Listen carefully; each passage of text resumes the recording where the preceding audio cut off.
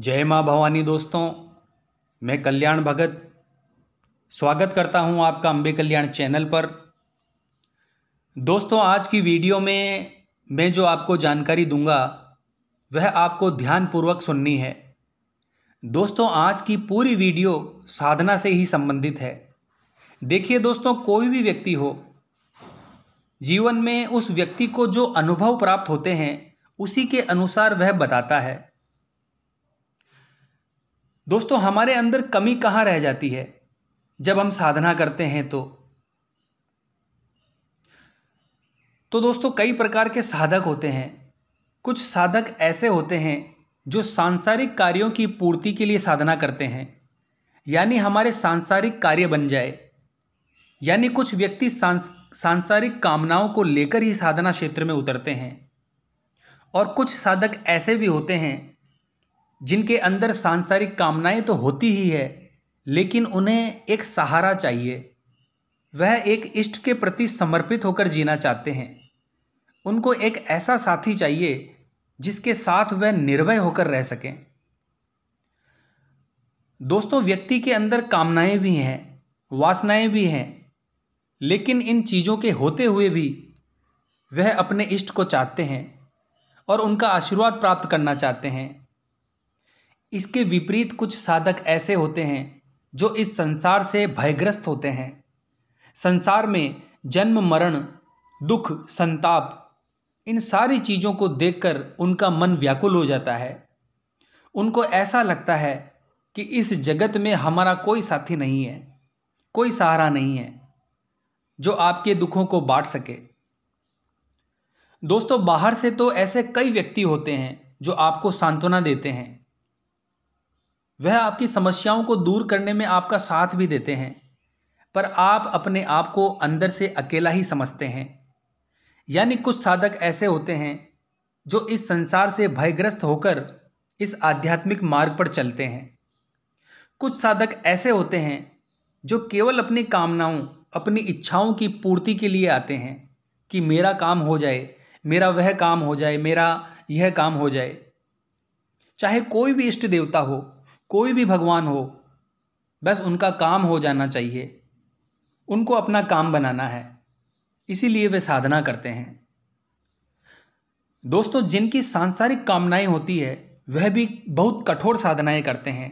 यकीन मानिए, आपने पुराणों के माध्यम से पढ़ा होगा कि बहुत से ऐसे राक्षस थे जिन्होंने बहुत कठिन कठिन साधनाएं की और ऐसे वरदान मांगे जिससे उन्होंने अधर्म को बढ़ावा दिया। फिर उनका भगवान को वध करना पड़ा।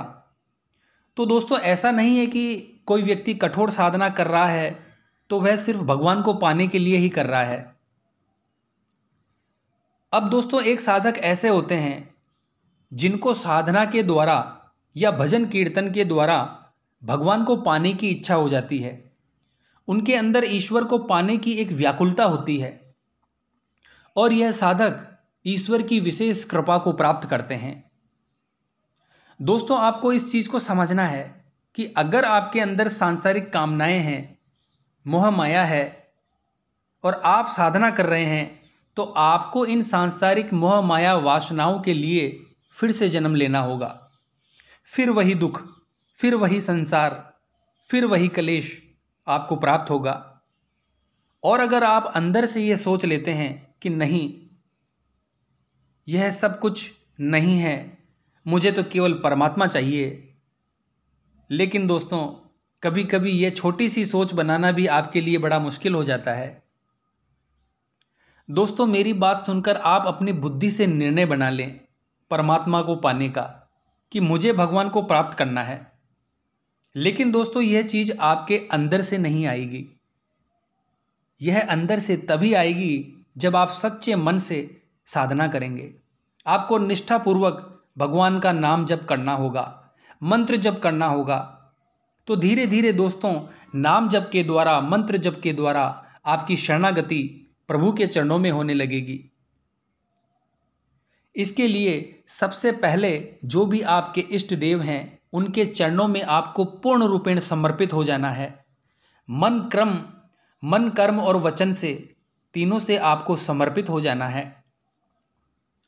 दोस्तों बस आपको निष्ठा से ईश्वर का नाम जप करना है और किसी भी प्रकार का अधर्म या अनैतिक आचरण आपको नहीं करना है, क्योंकि दोस्तों यह शरणागति जीवन में सिर्फ एक बार होती है। फिर जो साधक होता है उसकी इच्छा ही इष्ट देव की इच्छा हो जाती है, यानी आप जो भी कहेंगे वही होगा। आप धीरे धीरे आपके जो इष्ट देव हैं उनके मन की भी इच्छा जानने लग जाएंगे। यह बहुत सिद्ध अवस्था होती है दोस्तों, इसमें थोड़ा समय लगता है, पर नामुमकिन कुछ भी नहीं है। यह साधक की सिद्ध अवस्था होती है, वह इसी शरीर में रहकर आती है।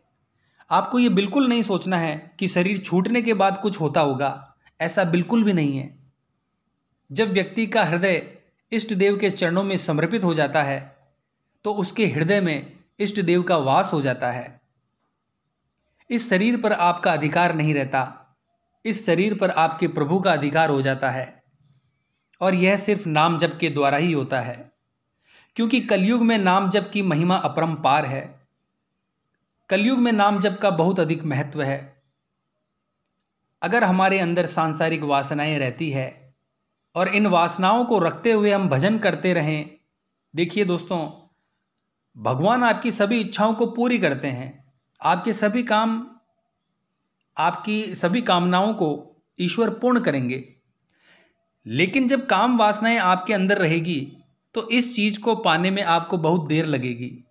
और यही चीज अगर आप दृढ़ निश्चय करके करते हैं कि मुझे केवल सिर्फ अपने प्रभु को ही प्राप्त करना है, दोस्तों ऐसे उपासक बहुत कम होते हैं जो भगवान को प्राप्त करने के लिए कठोर साधनाएं करते हैं।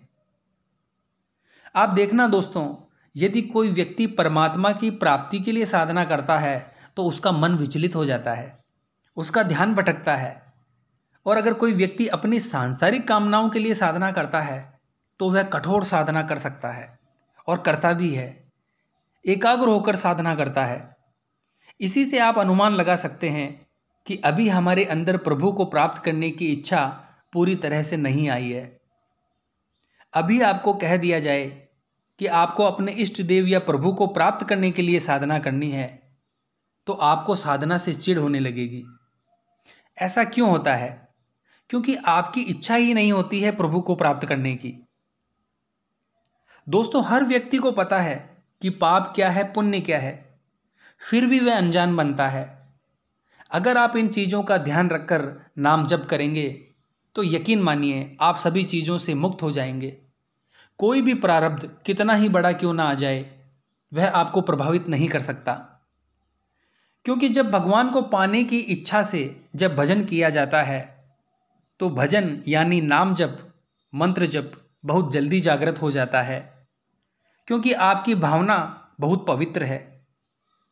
दोस्तों यदि आपको नाम जप या मंत्र जप बहुत जल्दी सिद्ध करना है तो आपको भगवान को, अपने इष्ट देव को, जो भी आपके इष्ट देव हों, उनको पाने की इच्छा से आपको भजन करना है, नाम जप करना है, मंत्र जप करना है।